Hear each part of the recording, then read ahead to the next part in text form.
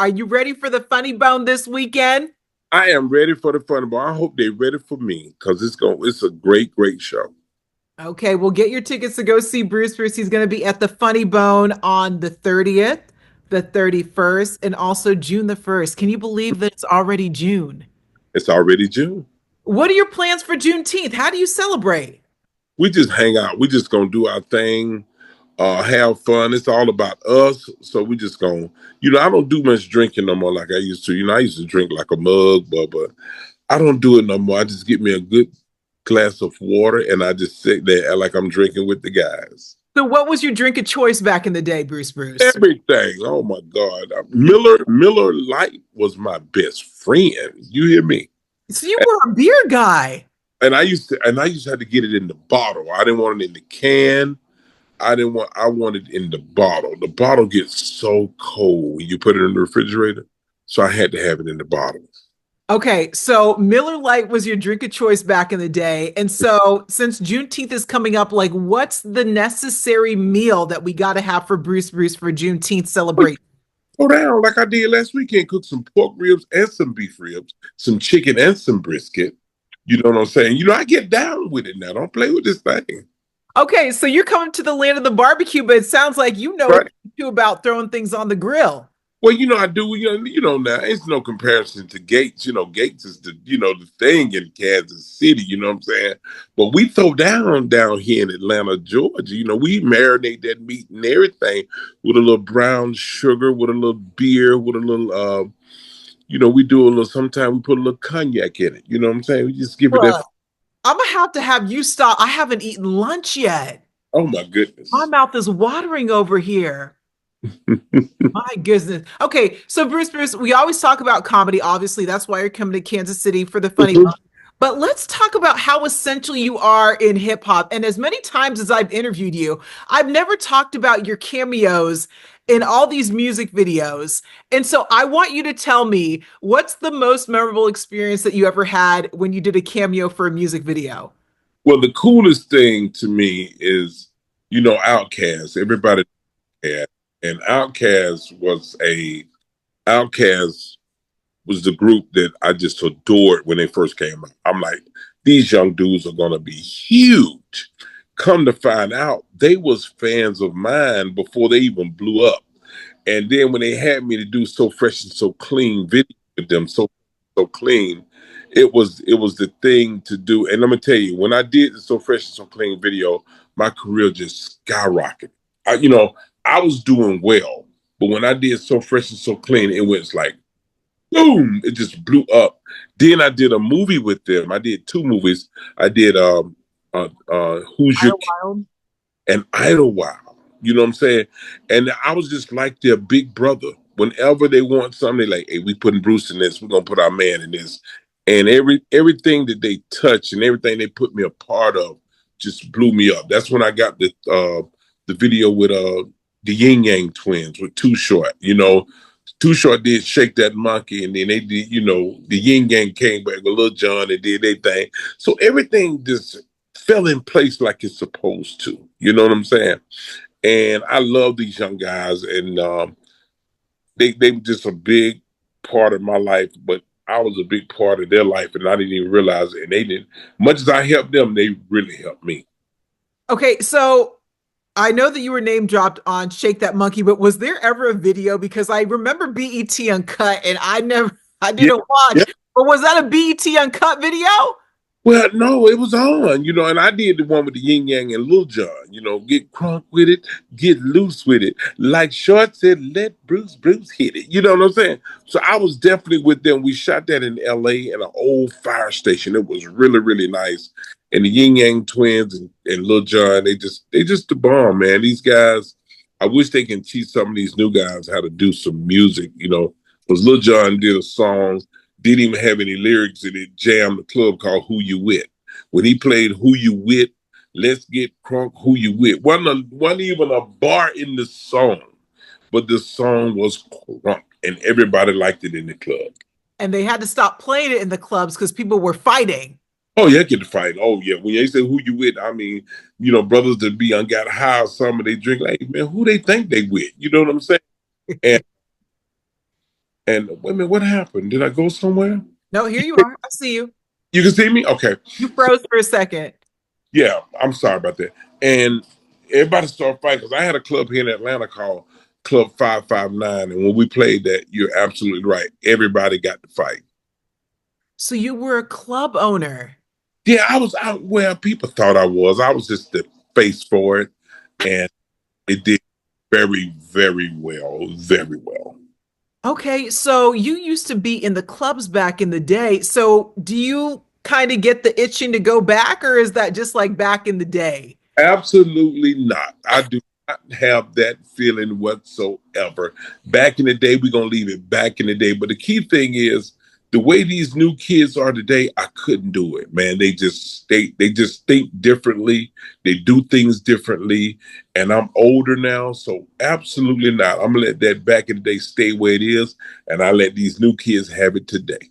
Okay, so back in the day, do you feel like things were wilder because you guys didn't have cell phones, or do you feel like it's equally wild, but you just don't understand this wild nowadays? Well, the cool thing, we had cell phones, but we didn't have social media.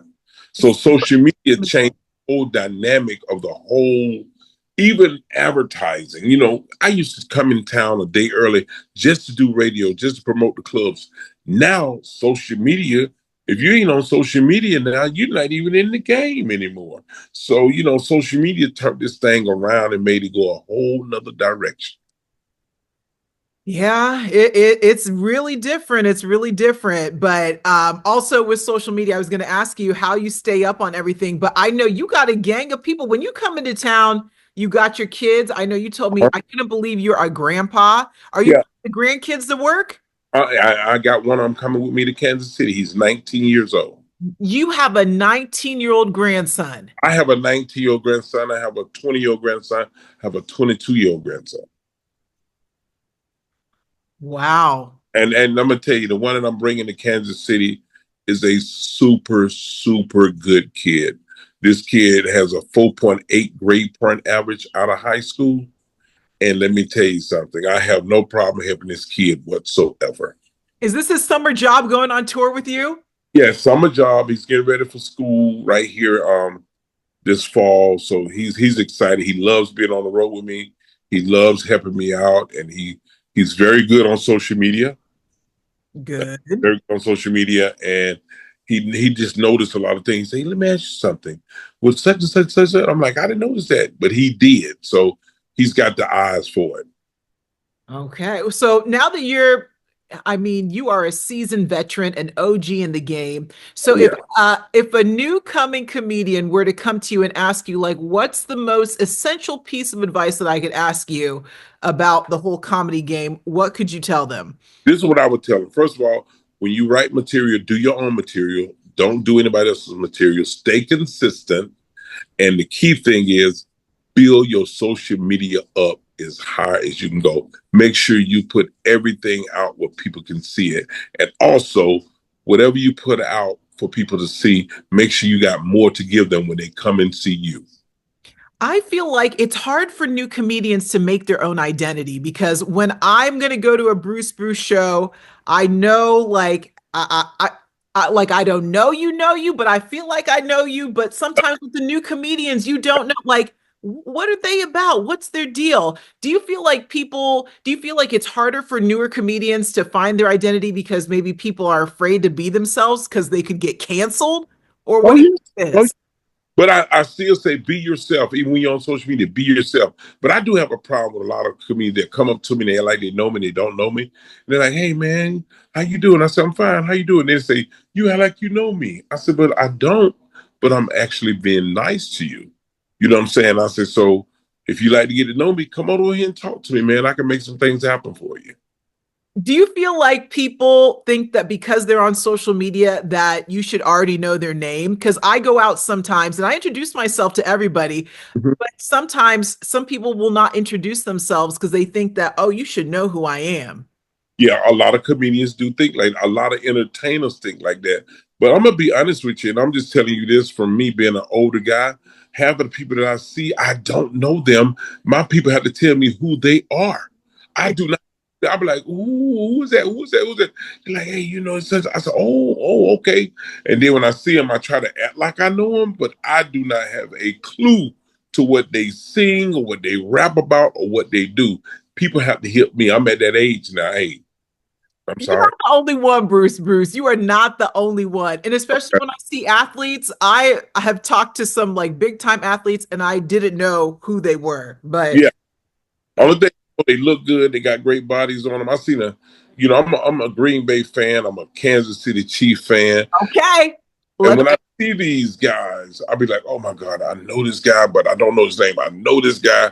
And now I walk up to him, I say, look, forgive me. I'm sorry. I know who you are, but I just don't know your name. And they'll grab me like, Bruce, what's up, man? They know who I am. So after they tell me their name, I realize who they are. Bruce, what's the hardest thing about being famous and people recognizing you when you go out? I don't know. I don't think I'm famous yet. I still think I got some more time to be famous. I enjoy people. I enjoy people coming up to me. I'm one of the most entertainers that's easy to talk to. I'm very approachable. You can come to me and say anything because some people do. A lot of the old women be hitting them, how you doing with your sweet self? Them old women be trying to get me, you know what I'm saying? Looking to get in trouble. Oh, yeah. And them old women still got it now. Don't let nobody fool you now. Some of them old girls still got it. You know what I'm saying? But they'll come up to me, hey, sugar, how you doing? I like when they talk to me like that. They make, they make me feel special.